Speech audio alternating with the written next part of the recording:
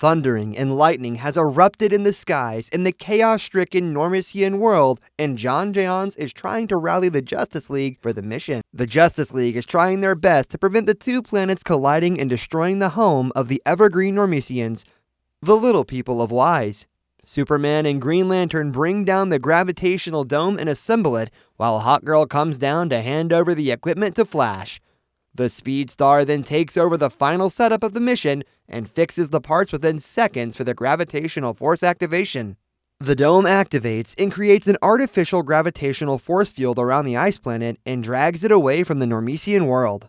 The Justice League watches on, and all is well. The Normisians are safe, and John Jayons exclaims they are overjoyed. The Christmas season starts with some good deeds, it seems, for the Justice League. Hallelujah! Green Lantern, noticing the beauty of the snow-covered planet, decides to stay behind, and Hawkgirl takes after him as well. John Jayons does not celebrate Christmas, and only Superman and Flash are left feeling joyful for the season. Green Lantern tries to show Hawkgirl the fun of playing in the snow. First, to the great amusement of Hawkgirl, he does snow gliding and shrieks like a kid. Then he builds a snowman and a snow angel. Last but not least, they start a snowball fight going at each other like little kids. Now that's what I call the season of merry and joy. Flash makes his annual visit to the Central City orphanage to ask the kids what they want for Christmas. The children are jumping with joy, seeing their jolly good hero in the red suit, and they eagerly show him a commercial for a toy DJ rubber ducky.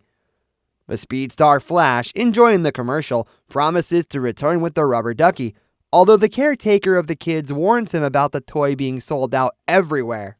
Clark Kent insists that Jayon accompany him home for the holidays as they head for his parents' farmhouse. Clark's parents, Jonathan and Martha Kent, welcome Clark with warm hugs, and John as well. Clark takes John to his sister's room, Kara, aka Supergirl, as she has gone skiing for the holidays. But John still feels slightly uncomfortable. Maybe the room is too small, or is it the cat growling at him? Meanwhile, the Lantern and Hawkgirl are taking the snowball fight to another level, as they rain each other with mountains of snow. Just when Hawkgirl got the upper hand after trapping Lantern under a huge pile of snow, she had to give up, as the Lantern gets ready to throw hundreds of snowballs at her. Hawkgirl wants to celebrate like in her homeworld, Thanagar, and Lantern wants to join her as well. Flash runs through the city trying to spread some joy while going to the toy stores, but unfortunately, he finds all of them have run out of the favorite toy of the season, the rubber ducky. Even the parents are protesting for more toys. Jeez. Watching a little Santa factory, he gets a brilliant idea and runs straight to Japan where they make the rubber ducky toys. The factory owner is pleased to offer the very last one to the world-famous hero Flash and even thanks him. The Kent family, along with John Jayons, is having hot chocolate while having a nice chat. Martha gives a nice and warm jacket to John, and he is thankful to her. Lantern and Hawkgirl arrive at a nearby planet to celebrate, and Lantern is taken aback by learning this is her party place as they step into a bar. Seems like Hawkgirl has many a number of friends here. She orders her drink, the blurp, and Lantern just cannot digest the blurp with live worms. To make this the perfect evening, Hawkgirl takes her mace and hits the giant creature beside her, and she has the nerve to frame the Lantern for it. This girl knows how to start a fight. Flash is returning to Central City, and he is distracted by Ultra-Humanite on a destructive rampage through a modern art museum. In the ensuing fight, the rubber ducky toy is destroyed when Humanite falls onto it, and Flash is devastated. At first, after recovering his weapon, Humanite punches Flash, knocking him out. But then, after he gains consciousness back, Humanite calls a truce and agrees to fix the toy and surrender himself. He accompanies Flash to the orphanage, though wants to go to jail quickly after this.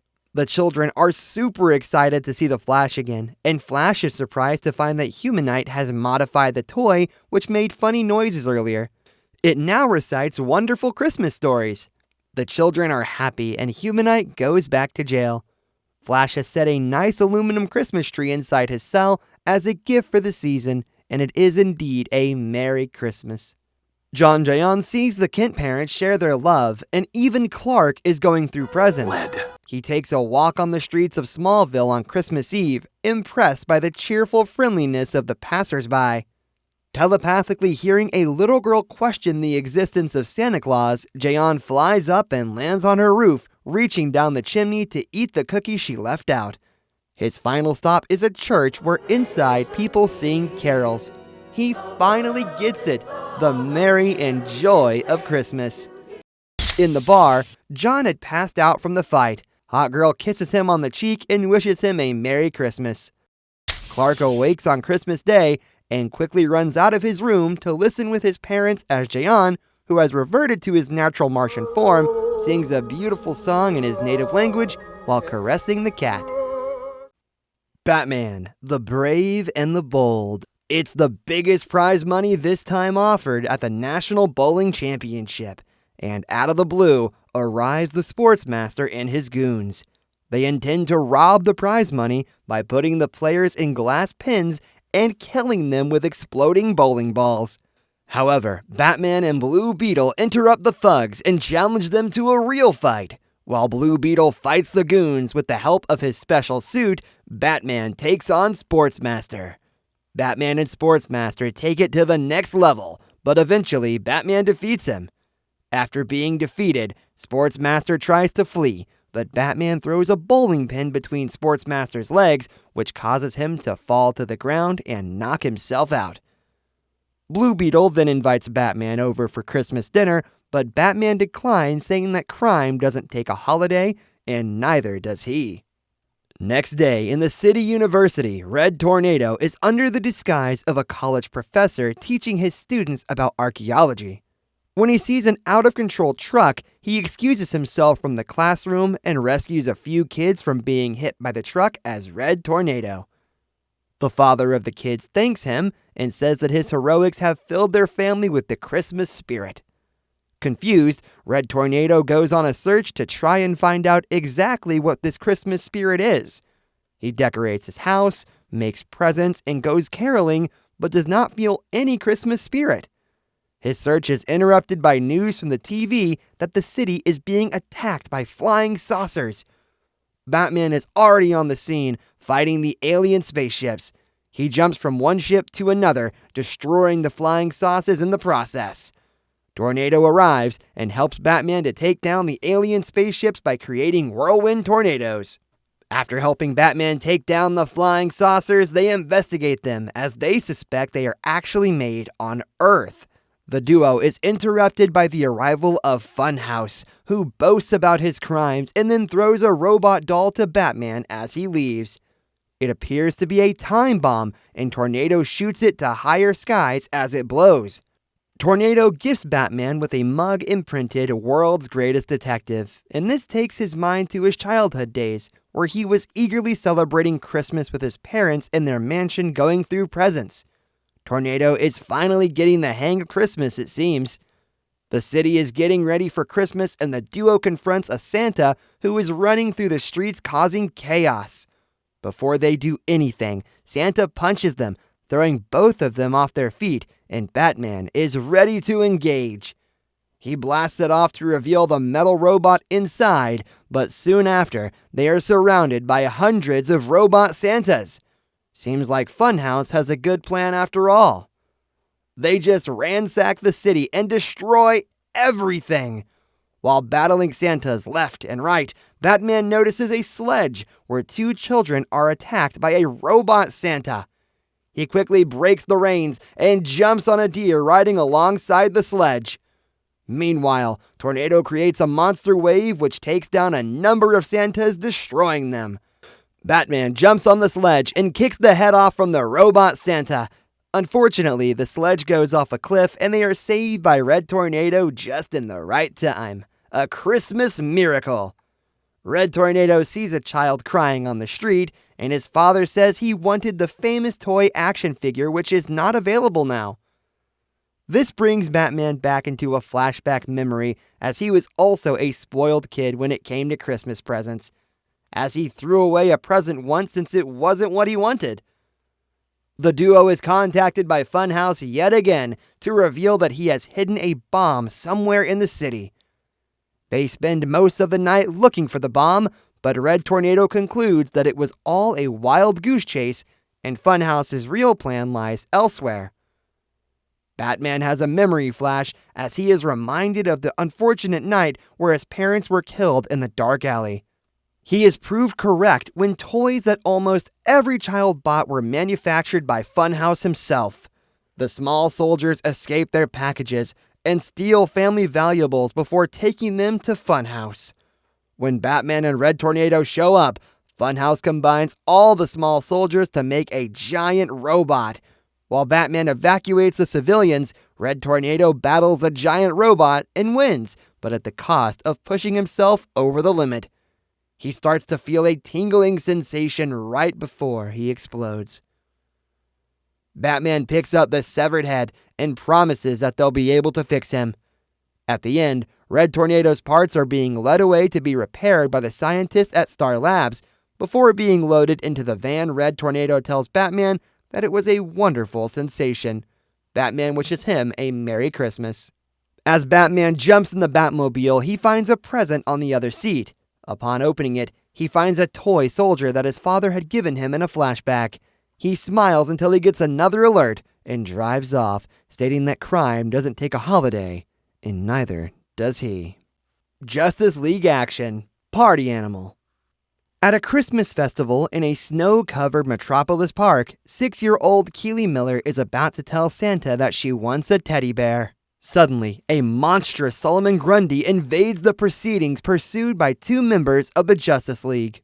As Green Arrow attempts to shoot tranquilizer arrows to knock out Grundy, Plastic Man tries to slow him down but gets pushed aside and he gets his tongue stuck to a pole. Just hilarious. An exploding arrow shot by Green Arrow blows the monster into the air so that he lands near Santa. The big giant teddy bear is cute, but soon young Keely screams in terror as Grundy gets up, but Green Arrow now hits the static figure with sufficient tranquilizers to make him collapse. As Plastic Man is about to take Grundy back to his cell at Star Labs, Green Arrow reminds him to make his way to the League's Christmas party, which he has organized, but when it becomes obvious that Plastic Man has forgotten, Green Arrow walks off in disgust. Later, at the Christmas party venue, everything is beautifully decorated, and there is a turnout of more than 20 members, but the atmosphere is completely dead. Green Arrow runs in from the kitchen every now and again with party snacks, but also keeps running to the front door to check for something outside. Wonder Woman and Zatanna explain to Flash that although Green Arrow is anxious to make friends with Batman outside of work and has invited him, the latter rarely turns out for Christmas parties. Flash decides to remedy this and rushes out at super speed to return carrying Batman. And obviously, the Batman is not happy. Hi, Batman. But Superman greets him and a shot Green Arrow ushers him into the venue. The front door opens again, and Plastic Man announces himself, but still has the groggy Solomon Grundy in tow. He explains that Star Labs were also having their party and did not want to interrupt them, but Green Arrow is only piqued that the Labs have held their party on the same night as his. The superheroes start handing one another presents of dubious quality, and Superman ends up holding a small, cheap teddy bear. Grundy starts to eat the snacks, and Batman warns Plastic Man to keep him under control, so the monster is made to sit down and watch television. As the news story of his attack on the Santa Festival is shown, he hears young Keely say how she had been scared by him. Superman approaches and offers Grundy the teddy bear as a present. Excuse me, Grundy? No one should be without a present at Christmas. For you. And the sight of it stirs the monster to action. Knocking over the Christmas tree, he bursts through the wall and escapes into the cold. Superman suggests that Batman should deal with this, but he has already seen his excuse for leaving and is in pursuit. In a running battle through the snow, Batman is unable to stop the progress of Grundy. As the other League members arrive, Batman uses Plastic Man as a sled to intercept the fugitive. Green Arrow then realizes where Grundy must be heading and sends Flash to collect something. As the other superheroes again catch up, Batman finally manages to wrestle the monster to the ground, but Green Arrow gets him to step away as Flash returns holding Keely Miller. Grundy kneels and apologizes to the youngster for scaring her earlier and offers her a present. The ecstatic Keeley gets her teddy bear and, in front of a large Christmas tree and amongst the snow, lovingly hugs Solomon Grundy in gratitude while the Justice League all gather around. But the mighty heroes soon feel the cold and decide to head off to the nearest party, the one at Star Labs. When the always cold Batman instructs that he is to be invited to next year's party, Green Arrow takes this as the much sought after approval and, overjoyed, runs after the other members to encourage them to return to his party. Finally, the Batplane is seen flying away across a full moon like Santa and his reindeer. Thank you for watching Second Look. Like, comment, share, and subscribe for more awesome videos. Have a nice day, and hey, happy holidays from the narrator.